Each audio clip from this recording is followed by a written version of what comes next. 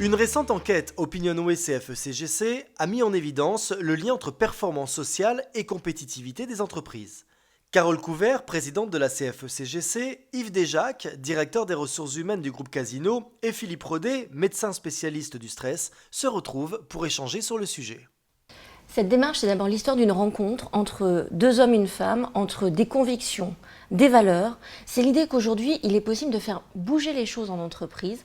Et nous partons d'un postulat simple à la CFE-CGC, c'est qu'il y a un lien entre performance sociale et performance économique.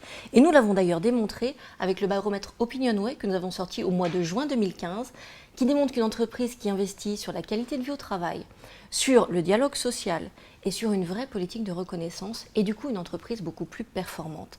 Et l'idée, c'est que cette démarche fasse des petits.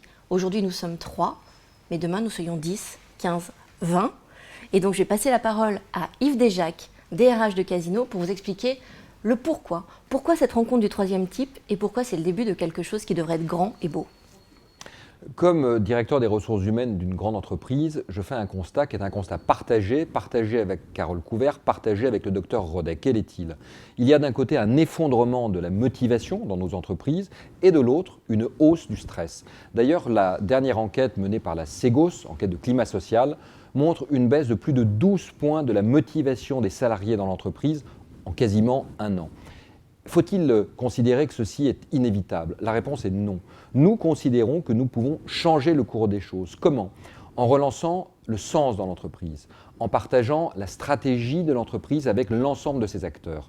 Ensemble, nous pouvons réellement changer les choses. On assiste en effet à un double phénomène. Une augmentation du niveau de stress, une baisse de la motivation. Je m'intéresse à l'interaction entre le stress et la motivation depuis plus d'une vingtaine d'années. On s'est aperçu que si on augmente le niveau de motivation chez nos collaborateurs, on va diminuer les effets du stress. Si on était en mesure de donner du sens, si on était en mesure de fixer des objectifs au bon niveau, si on était en mesure de laisser un juste niveau d'autonomie, si on était en mesure d'exprimer des retours positifs, que ce soit des encouragements ou de la gratitude, si on était en mesure d'être perçu comme juste et de corriger ses maladresses, d'être capable de reconnaître ses maladresses, eh bien, on diminuerait les effets du stress et on augmenterait l'envie.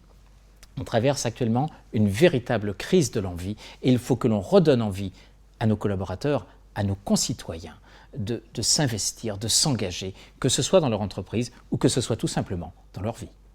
Alors, vous l'aurez compris, la démarche que nous impulsons aujourd'hui à 3, Philippe Rodet, Yves Desjacques et moi-même, c'est bien une démarche pour redonner du sens et des perspectives.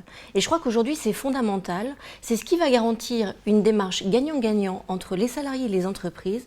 C'est ce qui va permettre à nos entreprises de se développer. Et si les entreprises vont, par ricochet, nous faisons le pari que les salariés iront aussi.